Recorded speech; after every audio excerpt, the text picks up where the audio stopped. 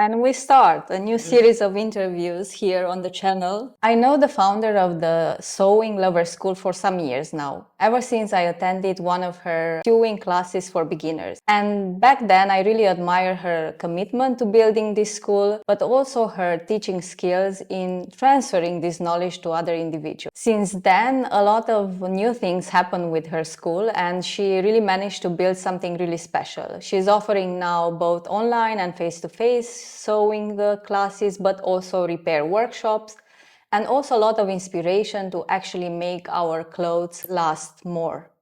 So I thought it's the right moment now to sit down with her after I also graduated from her sewing class and to ask her some questions actually about how she started this school, why sewing skill is so important nowadays, especially when we discuss about sustainability and sustainable fashion, and also what's coming next for her school. Veronica, thank you so much for accepting to have this chat with me. I'm really grateful that you also received us in your studio, so we have the chance to get the vibe of your classes. Thank you for inviting. I'm happy to be here, and thanks for all the compliments. We should start with the beginning, right? What was your inspiration behind this school? What made you start this school? At the beginning, I never thought in my life that I would be a teacher. That was something completely not what I wanted. I'm originally from Russia. I was born in a small city, not in a very rich family. And basically, I just learned from my mom how to sew, and I really liked it. I think I was like 7, but I was really into this, and I was like, okay, I can really make something that looks nice from this piece of fabric, and I can wear it. But I was quite good at school. I didn't think about this as my profession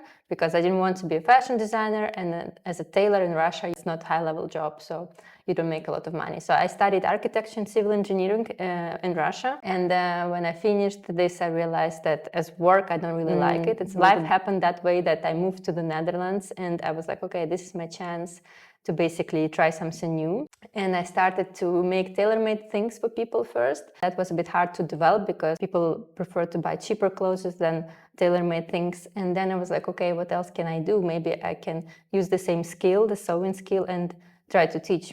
I tried, and I saw that people like it. I also enjoyed it. And slowly it started to grow from one workshop to several workshops to courses. And now we're here in this nice location in Rotterdam. Really like it because you followed your passion. So you studied something that basically is creative. Architecture is something that you have to be creative, but at the same time very good at mathematics. I think the same thing you can apply also in patterns making and in these sewing skills that you have. I know that a lot of people like, oh my God, architecture is so cool, but it's not for me. A little bit 24/7 with computer, not really talking to people. I'm more extroverted person, and I didn't enjoy it.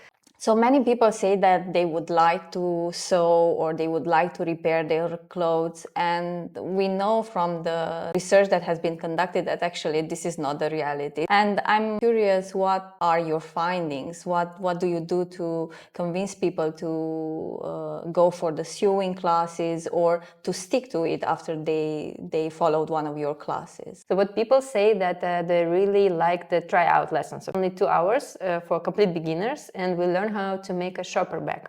And then they try and see if they like it. So a lot of people told me, okay, when I tried it, I saw the teacher, how you teach. Then I was like, okay, I like it and I want to continue. So I think this is a big part of it. And then when people join the course itself is built this way that it's quite intensive. So it's normally only 1 month. We meet 2 times per week. So we basically learn the most common things that you see in clothes. For example, pockets, waistbands, the sleeves, the zippers. So if you know these elements together, you can combine them in different outfits. And basically in 1 month, what I tell my students, that you learn how to make 80% of your wardrobe. So this is very intensive, but at the same time, I try to make it very engaging, that you can make something really beautiful and stylish after this course. So we don't do like pillow sheets.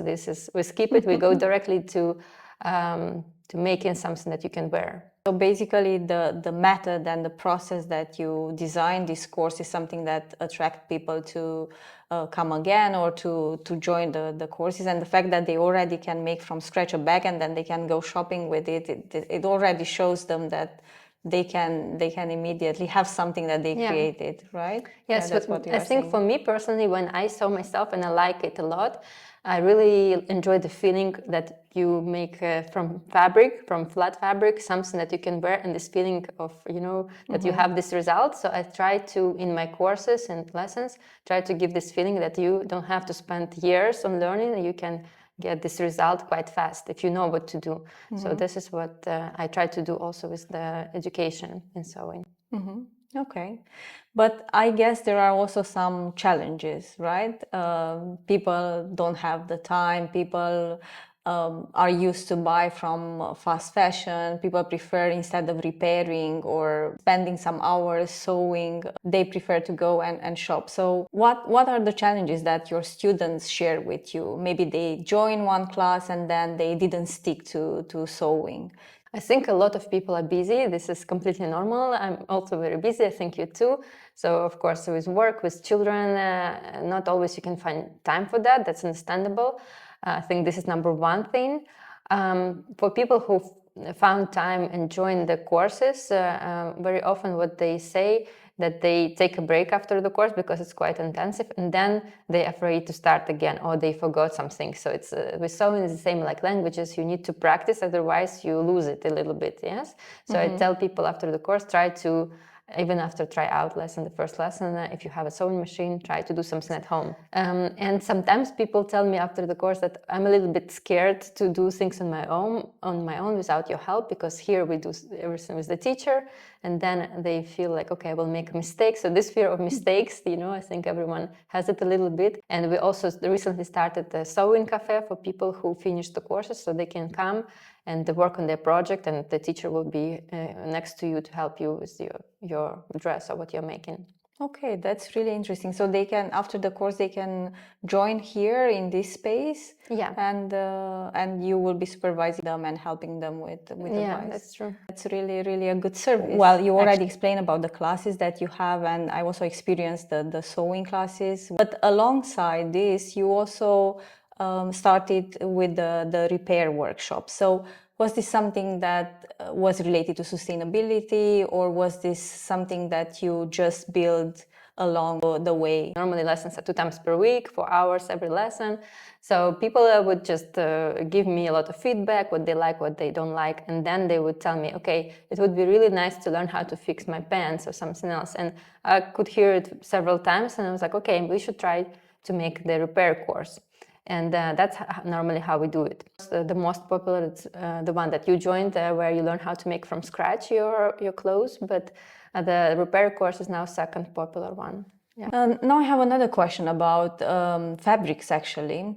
Is there a demand from your students to actually use, instead of new fabrics, dead stocks or second-hand fabrics? And do you think that would be useful, or is it something that you look into for your next classes? Sometimes it happens. I wouldn't say that a lot of people want that, but so recently we had a pattern making course, and one of the students, she made a dress from a bed sheet. I also, by the way, on my YouTube channel made a tutorial how to make a dress from also bedsheet. I think it ended up quite nice. But the difficulty is that, of course, when you make something from scratch, the dress takes about 10-15 hours to make. You want something really nice at the end.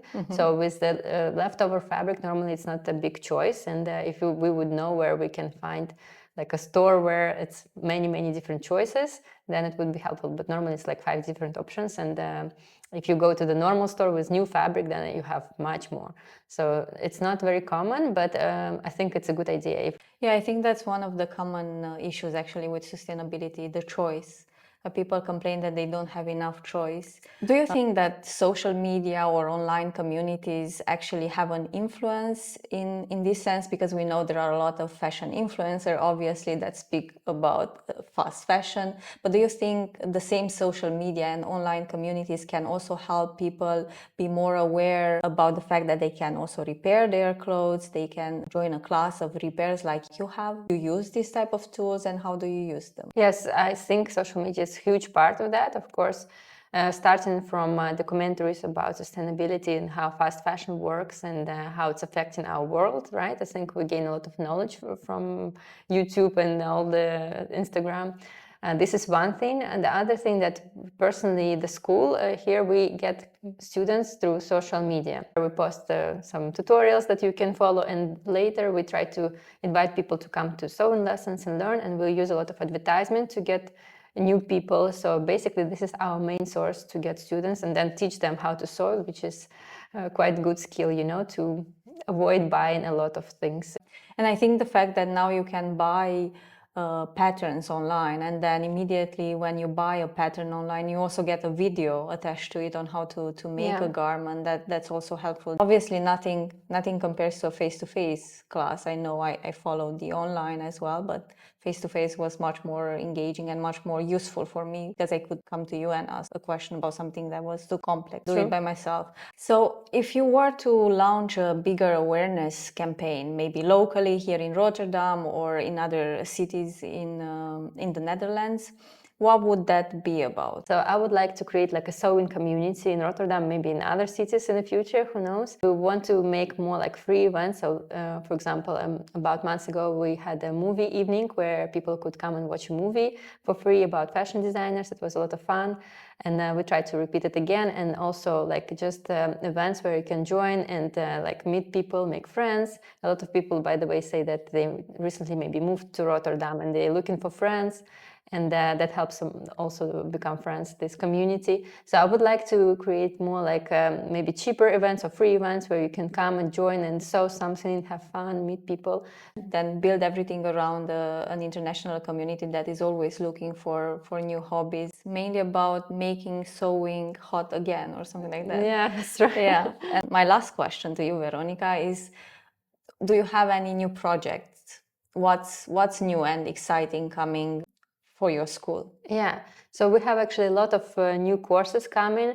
The one that I'm really excited about is the winter wardrobe. We're going to start in September. So this is for people who you can start from the beginning. You can also join if you already followed some courses, but it's going to be 2 months course. And from scratch, we're going to make the capsule for winter. I think we're going to make trousers like long sleeve and a coat that you can wear together that fits, and you can choose from different options. So you can like make a stylish wardrobe. And we are planning to make for every season this course. Let's see how it goes first time.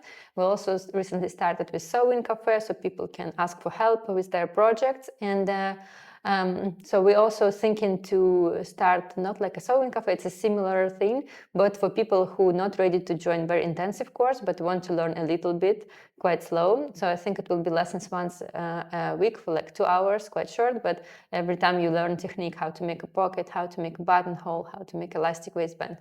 So a lot of things are coming, and we will see how it's going, but I think it will be a lot of fun. Yeah. Okay, so a lot of new exciting projects, and I wish you good luck with everything. I hope more and more people will join you actually for your sewing classes, and also more people will join your cafe and the community that you want to build around sewing. I think this chat reminded me again how important this sewing skill is, in the sense that it's not only about the love for fashion, the love for beautiful fabrics and threads, but it's also about a slower life, something that we know less and less nowadays. In addition to that, I think knowing how much time you put into creating a garment, it makes you appreciate more the clothes that you already have in your closet, and it makes you wear them more and more and not discard them as we do after 1 or 2 times of wearing.